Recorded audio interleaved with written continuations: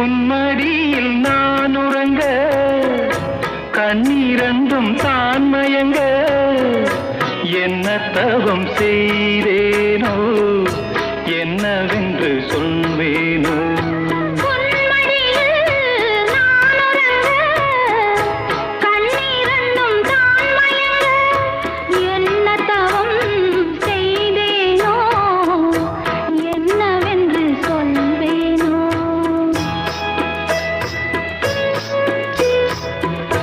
ஏழ் பிறப்பும் இணைந்திருக்கும்